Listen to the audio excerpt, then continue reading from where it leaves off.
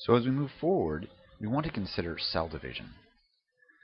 Cell division is going to be a characteristic of all life as we know it, because all life as we know is at least a single cell. And one of the characteristics that we talked about very early in the quarter was this idea that life has the ability to reproduce itself. So how does a cell make a copy of itself? That is what we're going to discuss in a little bit more detail now. If you're a unicellular organism, the mechanism by which you copy yourself and make another cell is your entire reproductive strategy, right? So I just need to make more cells, each cell being the organism. If I'm multicellular, I don't necessarily make another organism with one cell division, but it's an important component of everything that organism goes through. From a fertilized cell, an egg cell that is fertilized with a sperm, you form what's called a zygote, and that has to develop into the trillion cells or so that you are. That growth is seen by adding more cells. And then, of course, as we turn over old cells and repair damaged parts of our body, that also is going to be dependent on cell division. So again, if you're a single cell, split in two, boom, I've got another organism. If I'm a multicellular organism, for example, our skin cells are constantly being sloughed off, we have to replace them. And so we have cell division occurring to maintain that particular organ. Now, as we enter into this topic, we need to kind of review some vocabulary, because we're going to spend a lot of time concerning ourselves, especially with eukaryotes, with the DNA. How do we get a copy of the DNA, the proper copy of the DNA, into the two resulting daughter cells?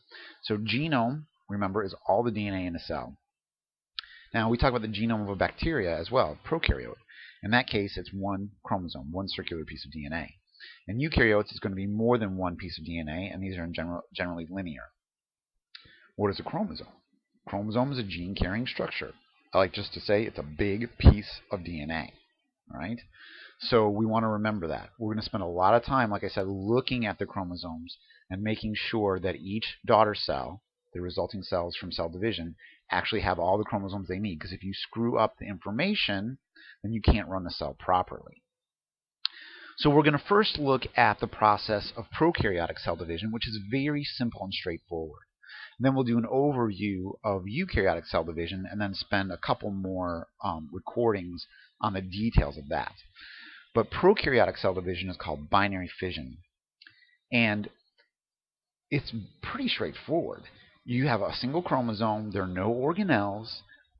We talked about origins of replication when we talked about how DNA replicates itself. So go back and review those recordings.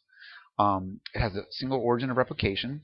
And as we copy that circular chromosome, the two resulting chromosomes basically move apart from each other, and then the cell splits in between them. Now you have two cells where you had one before. Right? So you assume that the cytoplasmic constituents are dispersed evenly through the cell, and so when you cut the cell in the middle, half goes to one cell, half goes to the other. That's it. Simple. There's a huge advantage to this simplicity, and that is that it's fast. Right? So the power of the prokaryote is that they can reproduce very, very quickly. And reproducing quickly is going to be essential to the numbers that you need to overwhelm. That's how prokaryotes win. Right? When you get an infection, that wins because it's been able to out-reproduce the efforts of your immune system to kill it. Right? So that is the advantage of being a simple cell. Now, eukaryotes, much more complicated cell. Like, go back and look at our eukaryotic anatomy. There's a lot going on there, and to replicate all that stuff and make sure everybody has what they need is a little bit more complex. Now, it's even more complex than that, because most eukaryotes have at least one mode of what's called sexual reproduction, and they're going to form gametes. Okay, these are reproductive cells that are special. They're sperm and egg, and they're going to go through a special kind of cell division called meiosis. We're going to put that on the back burner for now, and first focus on the reproduction of what are called somatic cells. So somatic means, soma means body. These are the cells, the majority of cells that make up your body, basically all the cells that you have, except for your sperm and eggs.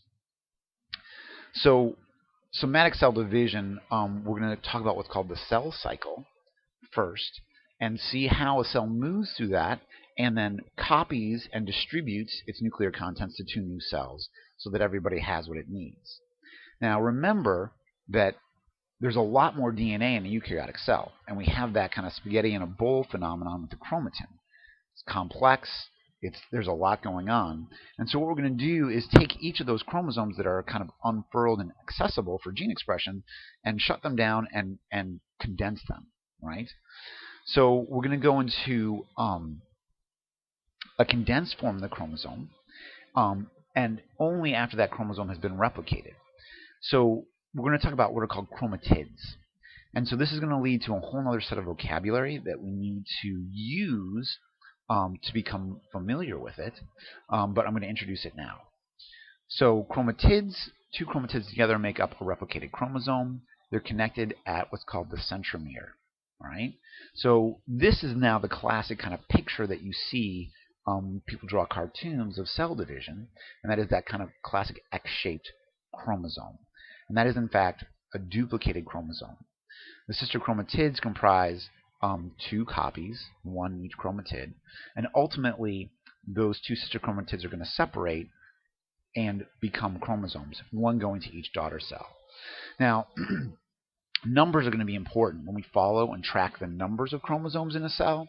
So I introduced this now, and we'll come back and do it again later. But each one of these pictures, the top row, you see one chromosome in the cell. That chromosome is duplicated into a duplicated chromosome, but we call that one chromosome when it's still connected in that classic X shape. Until that splits apart into two separate chromosomes, it's all one chromosome. So we have one chromosome on top, one chromosome in the cell in the middle, and then each of the resulting cells at the bottom have one chromosome as well. All right, so keep that in mind. Like I said, I'm going to introduce that now, and we'll come back to it later. So there's a lot of vocabulary, a lot of C vocabularies in cell division. There's chromatin. We talked about decondensed DNA. We're still wrapped around histones, but this is accessible DNA ultimately. We have the chromosome. It's a piece of DNA. We often referring to the condensed chromosomes in mitosis, which we'll get to in a minute when we talk about the chromosomes. We talk about a chromatid. It's one half of the duplicated chromosome. We talk about the centromere, that narrow waist of the chromosome. Now remember, let's reintroduce our cellular anatomy, which is going to be important as we look at how a cell divides. Remember the centrosome.